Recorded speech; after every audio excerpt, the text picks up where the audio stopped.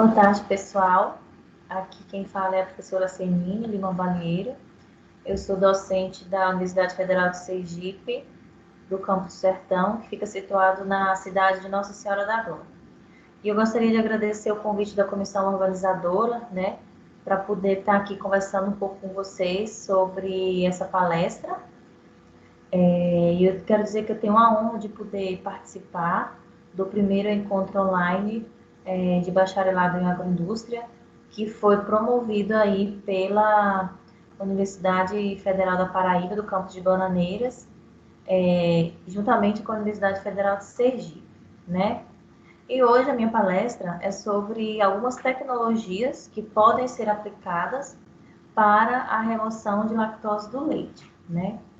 Eu gosto de começar minhas palestras falando um pouco do campus que eu trabalho, né? Então, nosso campus é o campus Sertão, né? É o campus onde tem 4 cursos da área das ciências agrárias, como medicina veterinária, nós temos a engenharia agronômica, a zootecnia e o curso de bacharelado em agroindústria, certo?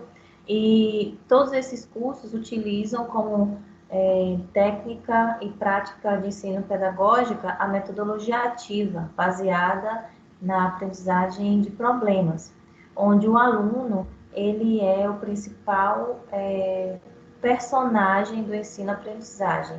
E nós, os professores, né, somos os tutores, a gente orienta nossos alunos a trabalhar determinado assunto, a estudar os assuntos no decorrer da semana, certo? Então, desde já, eu já gostaria de convidar todos para poder conhecer o campus do Sertão aqui na cidade de Nossa Senhora da Glória, certo? Agora nós vamos dar início efetivamente à apresentação, né?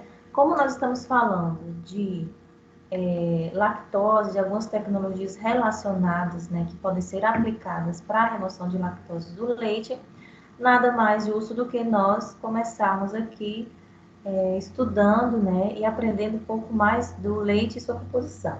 Então, de acordo com o mapa, o leite é um produto oriundo da ordenha completa e ininterrupta de vacas sadias e bem alimentadas em condições higiênicas adequadas, certo? E nessa tabela eu posso mostrar para vocês, né, a distribuição do percentual da composição nutricional do leite, certo? Então, o principal componente do leite é a água, que está em torno aí de 87,5%, né? E os demais componentes são aqueles classificados em extrato seco total, que está em aproximadamente 12,5%. E dentro desses componentes do extrato seco total, nós temos a gordura, a proteína, que é a caseína, a principal proteína do leite.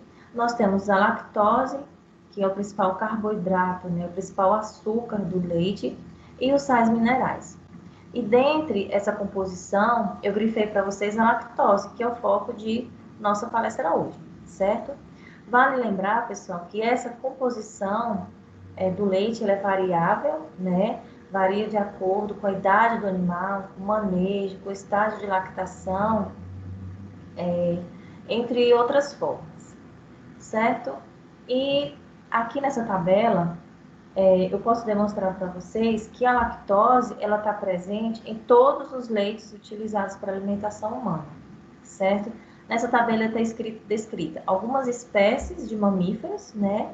E os teores mínimo e máximo de lactose presente no leite desses mamíferos, certo? Então, nós podemos perceber aqui o teor de lactose no leite da mulher, né?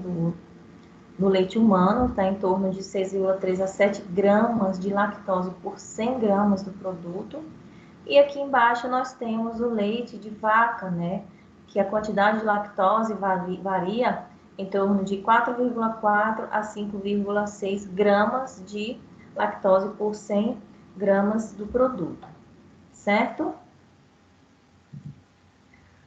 Bom, se nós estamos consumindo o leite e os seus derivados lácteos, consequentemente, estamos consumindo produtos, né, que contêm lactose. E aqui nessa tabela está demonstrado para vocês alguns produtos, alguns derivados lácteos, né, e seus diferentes teores de lactose. Por exemplo, aqui eu destaquei para vocês os tipos de produto, né, como leite desnatado, leite semidesnatado e leite integral, onde a variação de lactose vai de 4,8 a 4,6 gramas por 100 gramas de leite. Mas o que eu mais chamo a atenção para vocês é a quantidade de lactose aqui do leite condensado e do leite em pó desnatado. Para quem tem intolerância à lactose, só de olhar para essa tabela já passa mal, não é isso? Então, o que acontece? Cerca de mais da metade de um pacote de leite em pó desnatado, por exemplo, contém para aproximadamente 52 gramas de lactose. Então, é muita lactose aí para quem tem algum grau de intolerância à lactose, né? E mais embaixo, eu demonstro aqui para vocês, né, eu destaquei a quantidade de lactose no iogurte natural, que é em torno de 4 gramas, né, por 100 gramas do produto. E dentre as sobremesas lácteas, o sorvete é o que contém maior quantidade de lactose, em torno aí de 5,2, certo? Então, apesar dessa grande quantidade de produtos no mercado, né, derivados lácteos, grande parte da população brasileira ainda se via com problemas em consumir esses produtos, né? Por quê? Porque cerca de 25 a 30% da população brasileira apresenta algum grau de intolerância à lactose.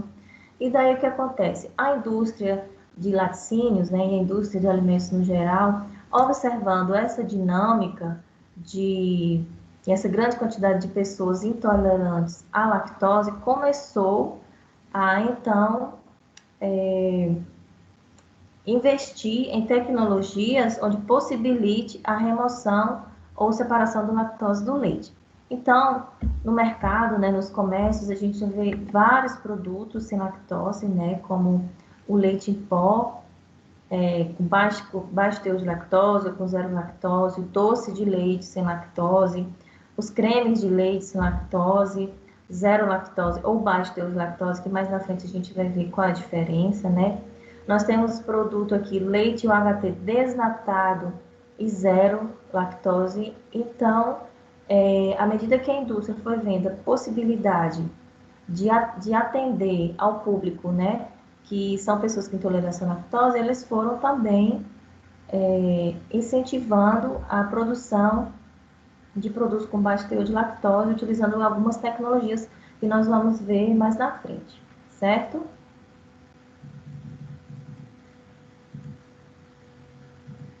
Então, no Brasil, está em vigor duas resoluções que tratam de regras para rotulagem dos produtos sem lactose. Por quê? A pessoa que tem intolerância à lactose, a única coisa que vai garantir que aquele produto é realmente sem lactose se tiver descrito no rótulo, né? Então, a Anvisa, ela lançou em 2017 duas resoluções, né, que entraram em vigor. A RDC 135 de 2017, que estabelece, né, e diferencia o teor de lactose nos produtos que são isentos desse carboidrato daqueles que apresentam baixo teor de lactose, ou seja, essa resolução ela diferencia os produtos zero lactose e os produtos com baixo teor de lactose. Então, nesse quadro, nós podemos ver aqui um resumo desse tipo de produto, né? Nesse quadro, nós temos a quantidade de lactose no alimento e a frase que vai no produto. Então, é a lactose, o produto que tem teor de lactose abaixo de 100 miligramas por 100 gramas ou ml, deve vir escrito no rótulo zero lactose, ou isento de lactose, ou 0% lactose, ou sem lactose, ou não contém lactose, como nesse exemplo aqui que nós temos, certo? Se o produto lácteo, no derivado lácteo, tiver cerca de 100 miligramas a 1 grama de lactose por 100 gramas ou ml, então nesse rótulo deve vir escrito que o produto tenha baixo teor de lactose ou baixo em lactose, como no exemplo aqui, certo? E produtos que têm acima de 0,1% de lactose tem que vir descrito contém lactose, certo? Então, no Brasil, né, nós temos cerca de 3 tipos de rotulagem para produtos que contêm lactose. Então, nós temos o produto zero lactose, baixo teor de lactose e contém lactose. Então, isso deve vir descrito nos rótulos, certo, pessoal? E nós temos a outra RDC, que é a 136 de 2017, onde essa RDC ela declara a obrigatoriedade de vir descrito nos rótulos se os produtos são zero lactose, baixo teor de lactose ou se contém lactose. Então, como é que deve vir escrito nesses rótulos, né? Deve ser escrito em caixa alta e em negrito, certo? A impressão deve ser em contraste com o fundo da caixa. A altura mínima deve ser de 2 milímetros e não pode ser menor que a letra utilizada na lista de ingredientes.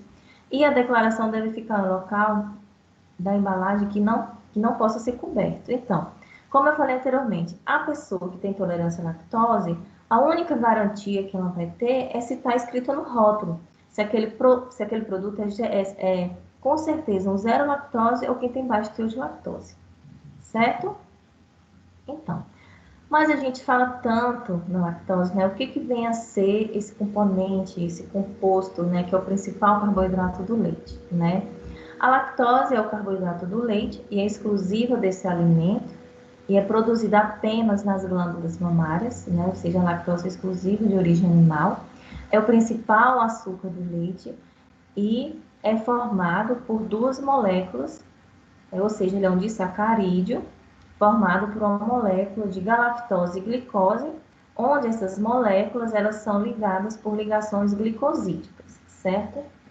E a lactose ela é absorvida no organismo da seguinte forma: desde que o indivíduo tem a enzima lactase em seu organismo, né? A enzima lactase ela vai hidrolisar a lactose em suas moléculas formadoras, que é a glicose e galactose, e então o organismo vai poder absorver esses monossacarídeos, né? Que são as formadoras da lactose. Mas aí, como é que acontece no organismo a absorção da lactose com uma pessoa que não tem intolerância e uma pessoa que tem intolerância? A pessoa que não tem intolerância à lactose, ela possui em seu organismo, em seu intestino, moléculas, né, e enzimas, que é a enzima lactase ou beta-galactosidase. E a pessoa que tem intolerância, ela não possui essas enzimas.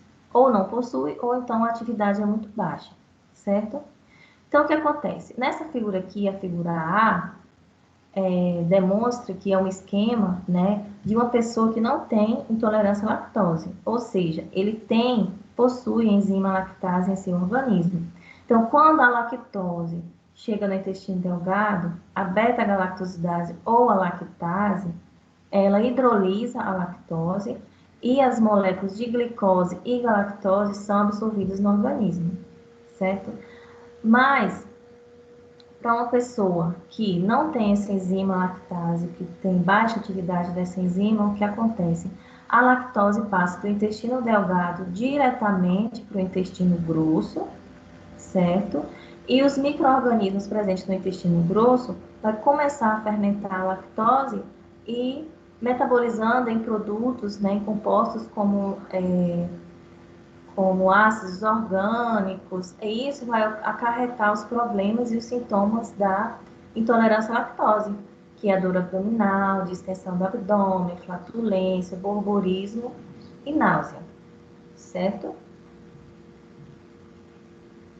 E daí o que acontece? Visando, né, evitar esses problemas na maior parte da população, a indústria então abriu mão de alguns processos para reduzir aí a quantidade de lactose nos derivados lácteos. Então, a indústria ela utiliza tecnologias como o uso da beta-galactosidase, que é a mesma lactase, né? Usa tecnologia também como a redução da lactose por tecnologias de membrana, pode fazer a separação da lactose por cristalização, certo? Ou a redução da lactose do leite por métodos cromatográficos. Então, mais na frente a gente vai ver cada um desses, certo? Mas aí o que acontece? Esses problemas, né, de intolerância à lactose começaram a ser estudados e serem melhor estudados em hospitais, né, em clínicas, onde existiam crianças, né, que precisavam do leite, precisavam do alimento, mas tinham algum sintoma de intolerância à lactose. Então, esse leite sem lactose, utilizando a enzima lactase, começou em clínicas, né, para produzir pequenas quantidades de leite sem lactose para as crianças que tinham intolerância, né? Então, as clínicas foram vendo que estavam tendo ótimos resultados e aí começou, então, o interesse comercial, né, em hidrolisar a lactose e disponibilizar no mercado produtos sem lactose a partir dos anos 60, certo? Mas, a partir dos anos 70, que começaram efetivamente o estudo, né, de outras tecnologias e a inserção de novos produtos com baixo teor de lactose no mercado. Sendo que essa tecnologia de hidrólise da lactose começou principalmente no leite cru e pasteurizado, e essa tecnologia foi então sendo utilizada pela pela empresa Lactate, certo? Então, nós vamos começar agora a ver o processo de hidrólise enzimática da lactose, né, que é das tecnologias mais comumente utilizadas aí para reduzir a lactose dos derivados lácteos, né? Então, a hidrólise enzimática da lactose é um dos processos biotecnológicos mais importantes da indústria de alimentos. Por quê? Porque ele traz efeitos potencialmente benéficos. E quais são esses efeitos, né? Bom, nós sabemos que a lactose ela pode ser utilizada como fonte de energia aí por micro-organismos, né, que metabolizam a lactose para produzir ácido lático, principalmente em derivados fermentados, como kefir, iogurtes e bebidas lácteas fermentadas, né. Esse processo, essa tecnologia utiliza condições amenas de pH e temperatura para hidrólise enzimática, mesmo porque a temperatura e o pH tem que ser realmente ameno, né? Não pode ser severo para não desnaturar a enzima, né? E as proteínas presentes ali no meio, né? Como consequência da hidrólise da lactose, a gente tem produtos mais adocicados, porque a glicose e a galactose que formam a lactose são açúcares também. Então, quando ocorre essa hidrólise, aumenta a quantidade de glicose e galactose no meio e, consequentemente, aumenta o seu poder adoçante. Isso é interessante para produtos como sorvete e doce de leite, né, que são produtos açucarados. Isso é um lado bem positivo, porque vai evitar a inserção de grande quantidade de sacarose, né, para adoçar os produtos mais açucarados. Então, a hidrólise de 70% de lactose no leite aumenta a doçura, né, que corresponde a 2% de sacarose. Por isso, quando você for consumir um leite, né, que um leite zero lactose, você vai perceber que ele é um pouco mais adocicado do que um leite normal, um leite sem hidrólise de lactose do leite, sem hidrólise de lactose, certo? Mas o que vem a ser essa enzima lactase, né? A enzima lactase, também conhecida como beta-galactosidase, é uma hidrolase e pode ser encontrada em diversas fontes, né? Principalmente plantas e órgãos animais. Só que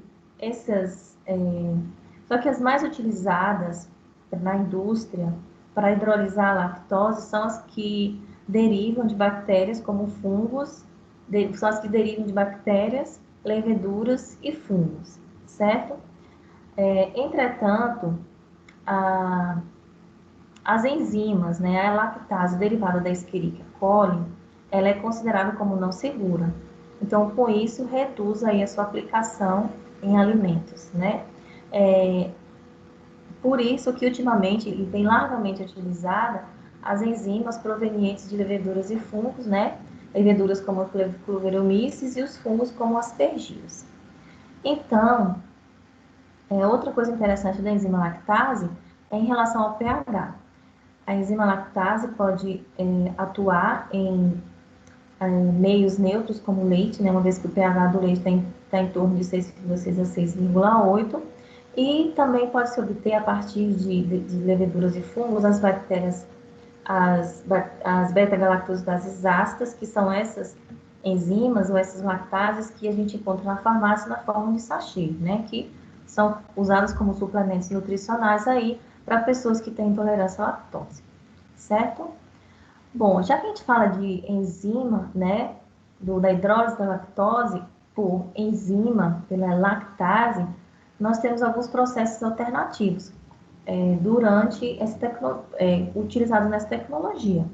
Nós podemos utilizar a enzima na forma livre, né, uma solução enzimática, onde ali só tem células e moléculas da enzima lactase, mas o uso da enzima livre, ela é um pouco mais custosa e onerosa, né, porque você não tem como recuperar essa enzima no final do processo, né, então, para o uso da enzima livre, ocorre elevado custo de produção e o processo de purificação, certo?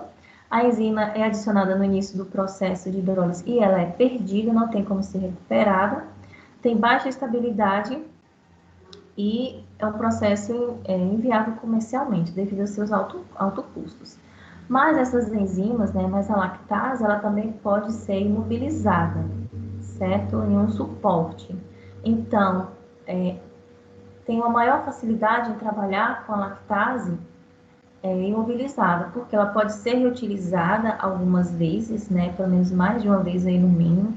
É muito mais resistente às alterações ambientais, de pH e temperatura, né, durante o processo de hidrólise.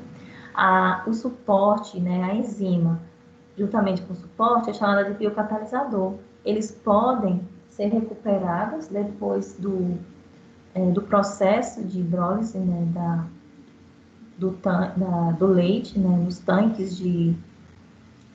nos tanques para hidrólise da lactose e, consequentemente, temos aí a redução de custos e a maior estabilidade dessa enzima, certo? Independente da forma que você vai usar a enzima, se ela é livre ou imobilizada, né, a beta-galactosidase vai atuar em cima da lactose, vai liberar a molécula de água e liberar as moléculas formadoras da lactose, que é a glicose e galactose, certo? Aqui, nesse slide, tem um esquema mais ou menos da obtenção dos derivados lácteos sem lactose, a partir do leite cru, levando em consideração que o leite cru já esteja padronizado, certo? Então, o leite cru, ele vai passar por um processo de pasteurização ou o HT, tanto direto como indireto. Se for passado pelo processo de pasteurização, a gente tem o leite pasteurizado. E se for ultrapasteurizado, a gente vai ter o leite UHT ou leite longa-vida. Após a obtenção desses leites, né, o leite UHT ou leite pasteurizado, ocorre a adição da enzima. A enzima fica atuando ali nos tanques em torno de 3 a 4 horas. Então, depois desse tempo, nós temos o leite pasteurizado sem lactose e o leite UHT sem lactose. Então, a partir desse leite pasteurizado sem lactose, nós podemos aí desenvolver diferentes produtos, né, diferentes lácteos sem lactose, e do leite UHT sem lactose também nós podemos desenvolver e elaborar produtos aí lácteos, né, com exceção dos queijos, certo? Além da hidrólise enzimática da lactose, a gente tem a hidrólise ácida da lactose, mas ela não é muito utilizada. Por quê? Ela é mais utilizada em soro de leite, né? Para recuperação do soro de leite, para um tratamento do soro de leite antes de ser jogado, né, como efluente, certo? Porque essa hidrólise ácida, ela usa condições severas de pH e temperatura, pH em torno de 1 a 2, temperatura entre 100 a 150 graus Celsius. Lembrando, pessoal, que o pH do leite é de 6,6 a 6,8. Então, para acidificar esse meio, é necessário a inserção aí de ácidos fortes, como o ácido sulfúrico e o ácido clorídrico, certo? A hidrólise ácida da lactose ocorre em dois processos. O processo homogêneo, que é uma fase única, né, que é adicionada a solução ácida nos tanques, né, para ocorrer a hidrólise da lactose, certo? E tem o processo heterogêneo, que é a inserção de uma resina de troca catiônica, que libera íons H+, para daí hidrolisar a lactose. E existe um alto grau de conversão da lactose, ou seja, a lactose ela é convertida, né, de acordo com essas condições aí, na glicose e na lactose. Aqui está um exemplo, né, de um processo né, de hidrólise ácida no soro de leite, onde obteve-se uma conversão de torno de 80%, no tempo de 3 minutos, com pH de 1,2 e temperatura de 150 graus Celsius. Como podemos observar, são condições muito severas de pH e temperatura, certo? Geralmente, o resultado da hidrólise ácida, né, do soro passado por esse processo, é utilizado como fontes de carbono para a produção de etanol, né, por micro-organismos. Como resultado da hidrólise ácida, a gente tem a possibilidade de ser uma hidrólise no leite ou em soluções com alto teor de proteínas, por conta das condições severas de pH e temperatura, que pode desnaturar as proteínas, certo? Então, são aplicados, mais aplicados no soro, essa tecnologia. Onde a retirada ocorre até a conversão aí, né, e a retirada de 95% dos sais de soro. Entretanto, ocorre a formação de produtos indesejáveis. O produto é castanho, é escuro, então não pode ser utilizado na indústria de alimentos, porque tem que passar por diferentes processos de cristalização e de clarificação do processo, altera o sabor, né? E sua aplicação comercialmente na indústria é restrita, pois acarreta na alteração de sabor, cor e odor. Então, como eu falei, essa tecnologia é mais aplicada em soro de leite, né? Para quê? Para obter produtos ricos em carbono e largamente aplicado na indústria de etanol, que é a obtenção de etanol por micro-organismos, certo? Aqui tem um resumão, né, de como ocorrem os processos de hidrólise da lactose. Então, nós temos o processo enzimático e o processo ácido, certo? No processo enzimático, nós podemos utilizar a enzima livre, pode-se ocorrer a recuperação da enzima por ultrafiltração, mas é um processo muito caro, e pode-se utilizar a enzima imobilizada, né, em suportes. E nós temos a hidrólise da lactose aí como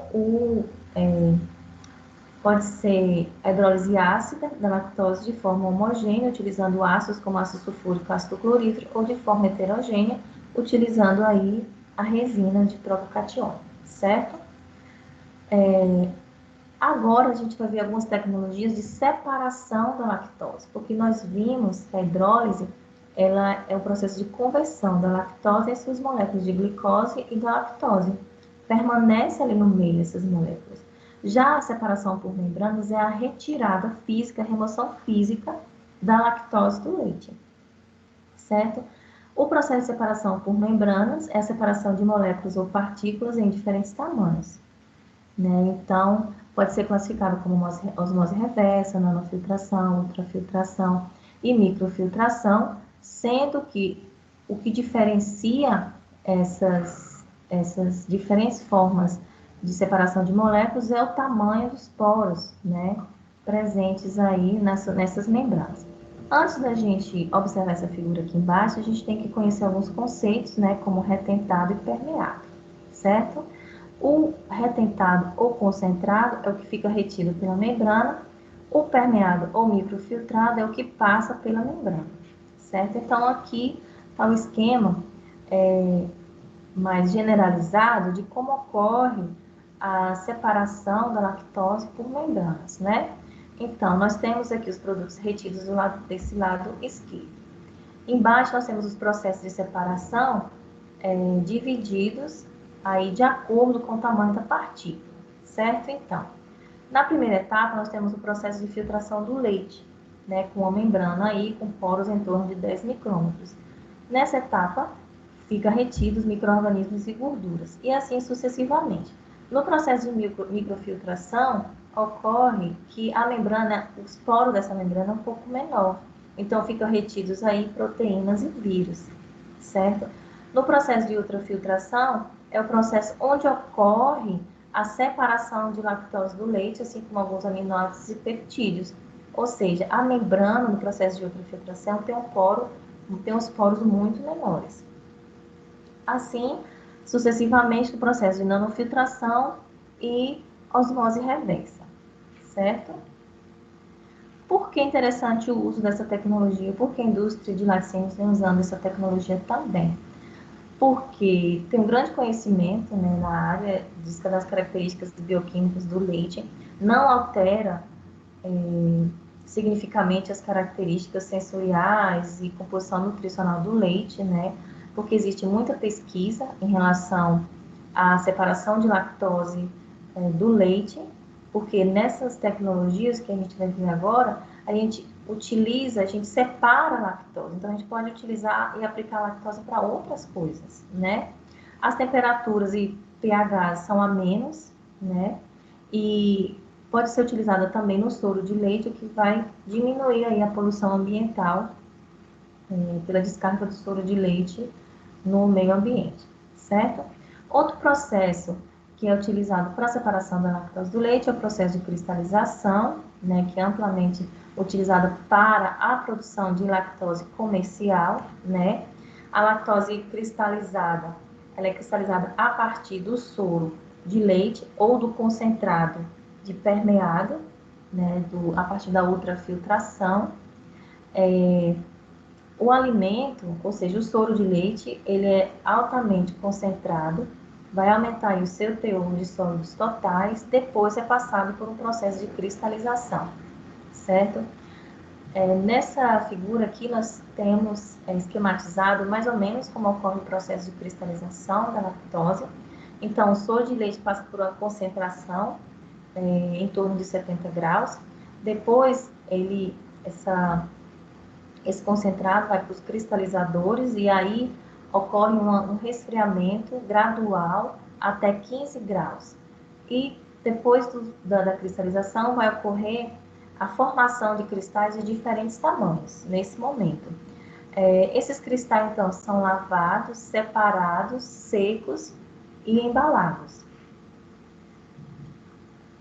Então, no processo de cristalização, a gente tem inúmeros, né, e diferentes tamanhos de cristais, certo?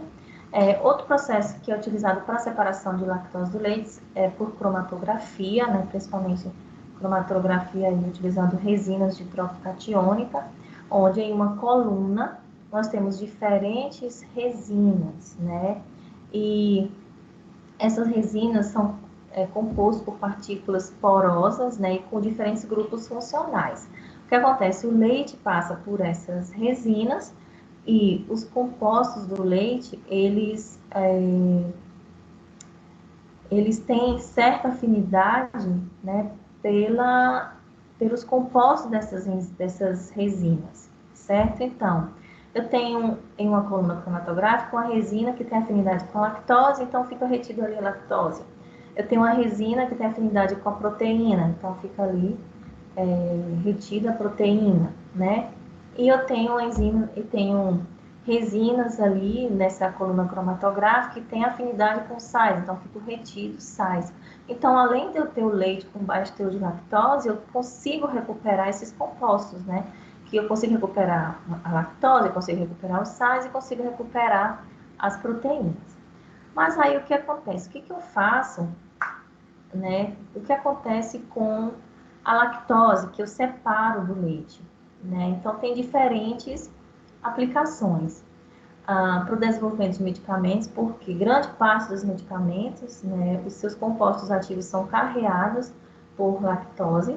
A lactose, ela também pode ser utilizada para sobremesas lácteas, como sorvetes e molhos, e também pode ser utilizada na indústria de panificação, porque é um carboidrato. Então, ali o carboidrato, altas temperaturas, ele vai conferir os alimentos a cor amarronzada, né? Como pães e bolos.